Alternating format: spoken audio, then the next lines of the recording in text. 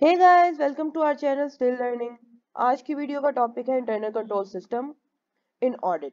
आज की वीडियो में हम इंटरनल कंट्रोल सिस्टम को समझेंगे कि ये होते क्या है। फिर उसके बाद हम इनकी एग्जांपल्स को थोड़ा बहुत डिस्कस करेंगे कि प्रैक्टिकल लाइफ से हम इसको मैच करेंगे। फिर उसके बाद हम इसकी टाइप्स को पढ़ेंगे। फिर उसके बाद हम इसको ऑडिट के साथ रिलेट करेंगे कि ऑडिटिंग में इंटरनल कंट्रोल सिस्टम क्या रोल प्ले करते हैं। लेकिन उससे पहले अगर आपने हमारे चैनल को सब्सक्राइब नहीं किया तो गो एंड सब्सक्राइब इट, ताकि आप हमारी दूसरी इंफॉर्मेटिव वीडियोस को भी एंजॉय कर सकें।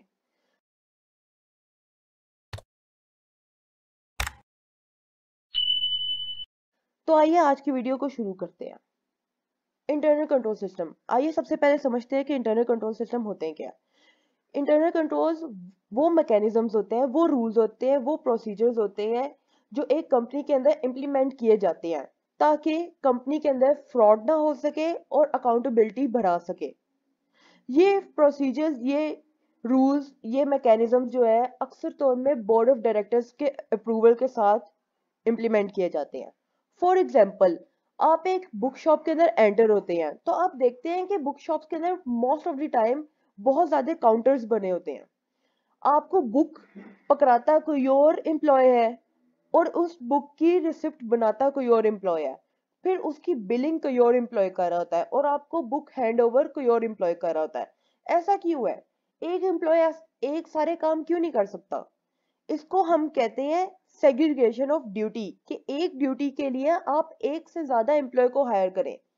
ये इंटरनल कंट्रोल की एक एग्जांपल है, क्योंकि अगर एक एम्प्लॉय कोई गलती करता है तो दूसरा एम्प्लॉय उसकी उस गलती को पकड़ सकता है। अगर रिसिप्ट पकड़ बनाने में कोई गलती हुई है तो बिलिंग वाला एम्प्लॉय उसको सही कर सकता है, उसको बता सकता है कि तुमने रिसिप्ट गलत बना दिया।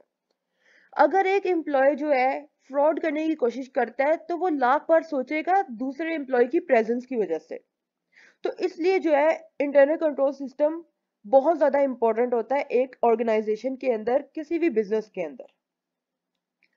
अब हम देखते हैं इसके एलिमेंट्स। इंटरनल कंट्रोल सिस्टम के दो एलिमेंट्स होते हैं, एक होता है कंट्रोल इन्वायरमेंट, एक होता है कंट्रोल प्रोसीजर्स। आइए इनको बारी बारी हम स्टेप बाय स्टेप समझते हैं। Control environment. कंट्रोल इन्वायरमेंट के अंदर जो सबसे पहली चीज आती है वो है टोन और अप्रोच।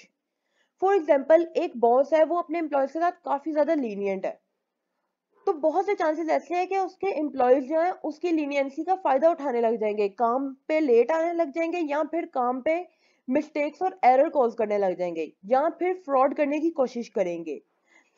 लेकिन इसका मतलब ये भी नहीं है कि एक बॉस को अपनी टोन और अप्रोच काफी ज्यादा हार्श करनी चाहिए, बल्कि उसको ये चाहिए कि वो एक मिडिल लेवल चूज करे जिसके अंदर ना ही एम्प्लॉय अनकंफर्टेबल फील करे, ना ही वो इतना कंफर्टेबल हो कि वो गलतियां या फिर फ्रॉड करने लग जाए।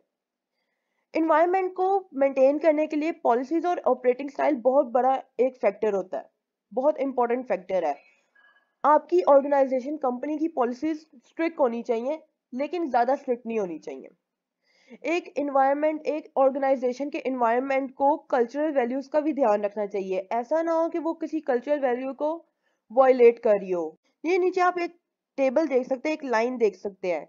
एटीट्यूड चूज करने के लिए आपको अटेंशन देनी पड़ती है छोटी छोटी डिटेल के ऊपर, और अटेंशन के लिए आपके अंदर अवेयरनेस होनी चाहिए। आप देख सकते हैं कि हमने कैसे टोन और पॉलिसीज और कल्चर को इस वे में एक दूसरे से रिलेट कर लिया है। अब उसके बाद हम चलते हैं प्रोसीजर्स। ये वो प्रोसीजर्स है जो डेली रूटीन में यूज होते हैं एक ऑर्गेनाइजेशन के अंदर। जैसे कि मैंने आपको एग्जांपल दी थी बुक शॉप के प्रोसीजर की, ये उनका प्रोसीजर है जो उन्होंने हर एम्प्लॉय के साथ रोजाना करना है। फिर उसके बाद आते हैं internal controls. Financial internal controls. Financial controls वो कंट्रोल्स होते हैं जो एग्जामिन करते हैं रिकॉर्ड्स को, जो एविडेंस को एग्जामिन करते हैं, जो हमें इस चीज की इंश्योरेंस देते हैं कि फाइनेंशियल रिपोर्टिंग जो सी है वो प्रॉपर वे में हुई है। फॉर एग्जाम्पल इनवॉइसेस, ये वो एविडेंसेस हैं कि हाँ ये इनवॉइसेस हमने डाटा एंटर कर दिया वैसे इनवॉइस का। हम इनवॉइसेस को डिलीवरी नोट्स के साथ मैच कर सकते हैं। ऑपरेटिंग कंट्रोल्स, ये वो कंट्रोल्स हैं जो बिजनेस को ये चीज एश्योर करते हैं कि बिजनेस उसी वे में चल रहा है जिस वे में उसको क्रिएट किया गया था, जो उसका एस्टेब्लिश फॉर्मेट है। कॉम्प्लायंस कंट्रोल्स, ये वो कंट्रोल्स है जो इस चीज को एग्जामिन करते हैं कि क्या कंपनी लॉज और रेगुलेशंस को फॉलो कर रही है कि नहीं। इंटरनल कंट्रोल्स की 3 तरह की टाइप होती है, प्रिवेंटिव, डिटेक्टिव, करेक्टिव। प्रिवेंटिव वो कंट्रोल्स होते हैं जो डिजाइन ही इसलिए किए जाते हैं कि एरर या फिर फ्रॉड को फर्स्ट प्लेस में ही हम प्रिवेंट कर लें। डिटेक्टिव वो इंटरनल कंट्रोल्स होते हैं जो डिजाइन किए जाते हैं कि अगर कोई एरर हो गया है तो हम उसको डिटेक्ट कर ले। अगर कोई फ्रॉड हो गया हुआ है, अगर कोई फ्रॉड कॉज हो गया हुआ है, कोई एरर कॉज हो गया हुआ है, कोई मिस स्टेटमेंट कॉज हो गई है, कोई मिस्टेक हो गई हुई है, तो हम उसको फौरन से डिटेक्ट कर ले। फिर उसके बाद आते हैं करेक्टिव। ये वो कंट्रोल्स होते हैं जो डिजाइन किए जाते हैं उन फ्रॉड्स को करेक्ट करने के लिए, उन एरर्स को करेक्ट करने के लिए। एक ऑर्गेनाइजेशन के अंदर ये तीनों टाइप के इंटरनल कंट्रोल्स होना बहुत जरूरी है और इनका सीक्वेंस भी बहुत ज्यादा जरूरी है।